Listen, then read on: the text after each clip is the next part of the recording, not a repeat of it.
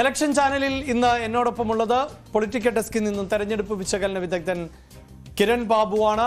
കിരൺ, കഴിഞ്ഞ ദിവസം പ്രധാനമന്ത്രി നരേന്ദ്രമോദി സഭയിൽ നടത്തിയ പരാമർശം, അത് ഒരു തെരഞ്ഞെടുപ്പിന് ശേഷം വിജയിച്ച് വന്ന പ്രധാനമന്ത്രിയുടെ ആദ്യത്തെ പ്രസംഗം പോലെ ആണ് എനിക്ക് കേട്ടപ്പോൾ തോന്നിയത്. അത്രമേ വലിയ ആത്മവിശ്വാസമായിരുന്നു. സഭയെ ഒന്നടങ്കം, പ്രത്യേകിച്ച് ഭരണപക്ഷ പാനലിനെ മൊത്തം കയ്യടി നേടിക്കൊണ്ട് ഒരു തെരഞ്ഞെടുപ്പ് വിജയം ഇപ്പോൾ ഞങ്ങൾ സ്വന്തമാക്കിയിരിക്കുന്നു.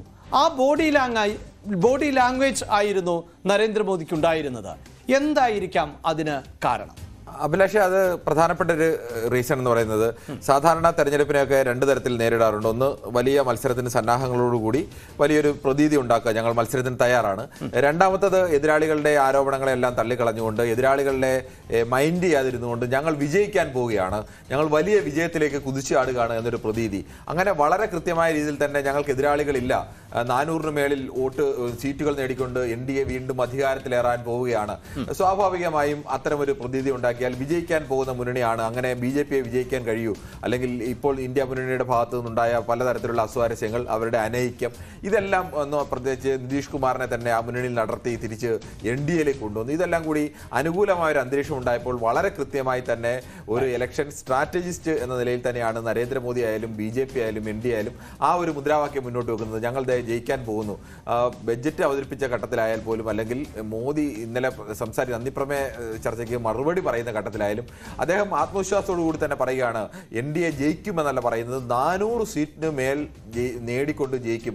എങ്ങനെയാണ് ആ 400 സീറ്റ്, അല്ലെങ്കിൽ BJP എങ്ങനെയാണ് 370 സീറ്റ് നേടുന്നതെന്നൊക്കെ പരിശോധിച്ചു കഴിഞ്ഞാൽ BJPക്കാർക്ക് തന്നെ ചിലപ്പോൾ അതിന് കൃത്യമായ മറുപടി പറയൽ, വലിയ ശുഭപ്രതീക്ഷയുള്ളവർക്ക് പോലും മറുപടി പറയൽ പ്രയാസമാകുന്ന ഘട്ടങ്ങളൊക്കെ വരും. പക്ഷേ അങ്ങനെയല്ല, സാധാരണ ജനം കേൾക്കുമ്പോൾ അവർ വലിയ വിജയത്തിലേക്ക് പോകുന്നു. അത്തരം ഒരു പ്രതീതി ഉണ്ടാക്കിക്കൊണ്ട് BJP ഒരു ജയം ഉറപ്പാക്കാൻ വേണ്ടിയുള്ള ശ്രമം, അത്തരമൊരു ഇലക്ഷൻ തന്ത്രം കൂടിയാണ് ഈ എണ്ണം ഒക്കെ പറയുന്നതിലൂടെ നമുക്ക് തെളിവാകുന്നതെന്ന് വേണം കരുതാൻ. റൈറ്റ്. എന്തായാലും നമുക്ക് ഡീറ്റെയിൽ ആയി ആ അവകാശവാദത്തിലേക്ക് പരിശോധിക്കാം. ആദ്യം എന്താണ് നരേന്ദ്രമോദിയുടെയും BJPയുടെയും അവകാശവാദം എന്നതാണ് പരിശോധിക്കേണ്ടത്. ഇലക്ഷൻ ചാനലിന്റെ വീഡിയോ വാളിൽ അതിന്റെ ഡേറ്റ വരുമ്പോൾ മോദി പറയുന്നത് BJPക്ക് 370 സീറ്റുകളിൽ വിജയിക്കാൻ സാധിക്കും എന്നാണ്. അതോടൊപ്പം തന്നെ NDAക്ക് 400-ൽ അധികം സീറ്റുകളും ലഭിക്കും എന്നുള്ളതാണ്. ഈ 370 സീറ്റ് ലഭിച്ചില്ല എങ്കിൽ നരേന്ദ്രമോദി സത്യപ്രതിജ്ഞ ചെയ്യില്ലേ എന്ന ചോദ്യം പ്രതിപക്ഷമൊക്കെ ഉന്നയിക്കുന്ന ഒരു സാഹചര്യം കൂടിയുണ്ടല്ലോ. ഈ കണക്കിലേക്ക് എത്തും എന്ന് തന്നെയാണോ BJPയുടെ കണക്കുകൂട്ടൽ, കിരൺ? പ്രതിപക്ഷം മറ്റൊരു രീതിയിൽ കൂടിയാണ് കടത്തി പറയുന്നത്. അങ്ങനെ ഇപ്പോൾ തന്നെ തെരഞ്ഞെടുപ്പിന് മുമ്പ് തന്നെ എത്ര സീറ്റ് BJPക്ക് ലഭിക്കുമെന്ന് കൃത്യമായിട്ടൊക്കെ ഒരാൾക്ക് പറയാൻ കഴിയണമെങ്കിൽ അത് ഇലക്ട്രോണിക്സ് വോട്ടിംഗ് മെഷീനിനകത്ത് എന്തെങ്കിലും തരത്തിലുള്ള കൃത്രിമം കാണിച്ചു കാണും, അല്ലെങ്കിൽ അങ്ങനെയാണ് പറയാൻ കഴിയുന്നത് എന്നൊക്കെയുള്ള ചോദ്യങ്ങളടക്കം ഉന്നയിക്കുന്നുണ്ട്.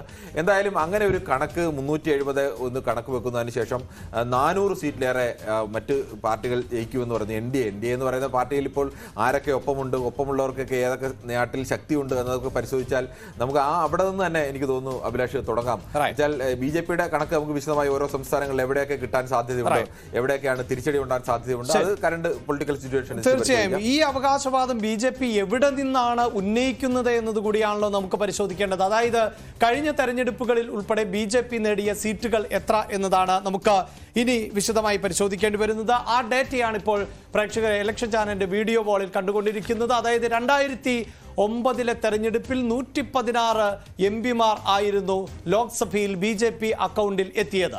അത് 2014 ആകുമ്പോൾ 282 എന്നതിലേക്ക് ഉയരുകയും NDA സർക്കാർ, ആദ്യ മോദി സർക്കാർ അധികാരത്തിലേറുകയും ചെയ്യുന്നു. 2019 303ലേക്ക് എത്തി. ഇതാണല്ലോ കിരൺ 370ലേക്ക് ഉയർത്തും ഈ തെരഞ്ഞെടുപ്പിൽ എന്ന് അവകാശപ്പെടുന്നത്. അതെ, അത് തന്നെയാണ് അഭിലാഷ്. BJPയുടെ ഒരു വളർച്ചയുടെ ഗ്രാഫ് പരിശോധിച്ചു കഴിഞ്ഞാൽ അവർക്ക് 84-ൽ 2 സീറ്റായിരുന്നു, 89-ലാകുമ്പോൾ അത് 85 സീറ്റാവുന്നു, 91-ലാണ് 120 സീറ്റിലേക്ക്. പിന്നീട് BJP ഒരു ഘട്ടത്തിലും 100 എന്നുള്ള മാർക്ക് കടന്ന് താഴോട്ട് പോയിട്ടില്ല. അതിന്റെ അടുത്ത ഘട്ടത്തിൽ 91-ൽ അത് 120, 96-ൽ 161, 98-ലും 99-ലും 182 സീറ്റുകളായിരുന്നു. പിന്നീട് വന്ന തെരഞ്ഞെടുപ്പിലാണ് യഥാർത്ഥത്തിൽ BJPക്ക് രണ്ട് തെരഞ്ഞെടുപ്പിൽ, 2004-ലെയും 2009-ലെയും തെരഞ്ഞെടുപ്പിലാണ് BJPക്ക് തിരിച്ചടി ഉണ്ടായത്. അത് 138 ലേക്ക് 2004 മാറി 2009 അത് 116 സീറ്റായി. അതിനുശേഷം നടന്ന 2014 തെരഞ്ഞെടുപ്പിലാണ് ബി ജെ പിയുടെ ഒരു വലിയ വിജയം.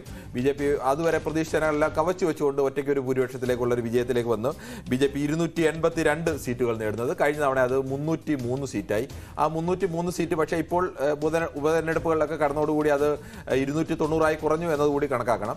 ഈ 290 സീറ്റ് നിലവിൽ നിൽക്കുന്ന ഒരു സ്ഥാനത്താണ് അത് 370 എന്ന് പറയുന്നത്. അപ്പോൾ 80 സീറ്റുകളാണ് അധികമായി നേടേണ്ടത്. ബി ജെ പിയെ സംബന്ധിച്ച് 80 സീറ്റുകൾ അധികമായി നേടണമെങ്കിൽ ബി ജെ പിയുടെ ഒരു ജയത്തിന്റെ ഒരു പാറ്റേൺ പരിശോധിച്ചാൽ നമുക്ക് മനസ്സിലാവും.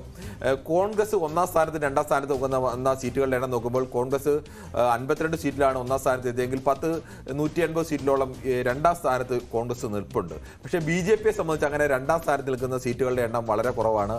അതുകൊണ്ട് തന്നെ അങ്ങനെ ഒരു വിജയം അല്ലെങ്കിൽ 100 സീറ്റുകൾ താഴെ സീറ്റുകൾ മാത്രമാണ് ഈ രണ്ടാം സ്ഥാനത്തിന് അടുത്ത് തന്നെ ബി ജെ പി പലപ്പോഴും നിൽക്കുന്നത്. അങ്ങനത്തെ ഒരു വിജയം എന്ന് പറയുമ്പോൾ അത് ഘടകകക്ഷികളുടെ എത്ര സീറ്റ് കിട്ടാൻ സാധ്യതയുണ്ട്. അല്ലെങ്കിൽ കഴിഞ്ഞ തവണ പല സംസ്ഥാനങ്ങളിലും ജയിച്ചത് ഫുൾ സീറ്റാണ് ലഭിച്ചത്. അപ്പോൾ ഒരു സംസ്ഥാനത്ത് ഒരു രാജസ്ഥാനിലായാലും മധ്യപ്രദേശിലായാലും ഒക്കെ ഫുൾ സീറ്റ്, ഹരിയാനയിലായാലും ഫുൾ സീറ്റ്, ഹിമാചൽ പ്രദേശിൽ മൊത്തം സീറ്റ് ലഭിക്കുകയാണ്. ഈ മൊത്തം സീറ്റ് ലഭിച്ചെടുത്ത് പിന്നെ അധികമായ സീറ്റ് എവിടെ നിന്നും കണ്ടെത്താൻ കഴിയില്ല. അപ്പോൾ സീറ്റ് ലഭിക്കാത്ത സംസ്ഥാനങ്ങളിൽ നിന്ന്, അതുപോലെ കേരളമാകാം, തമിഴ്നാടാകാം, അല്ലെങ്കിൽ അതുപോലെ ഉള്ള സംസ്ഥാനങ്ങൾ, ആന്ധ്രാപ്രദേശ് ആകാം, ഇത്തരം സംസ്ഥാനങ്ങളിൽ എത്രത്തോളം സാധ്യതയുണ്ട് അവിടെ മാത്രമേ ബി ജെ പിക്ക് അധികം സീറ്റ് ലഭിക്കാൻ സാധ്യത കാണാനാവും. ആ കണക്കാണ് നമുക്ക് യഥാർത്ഥത്തിൽ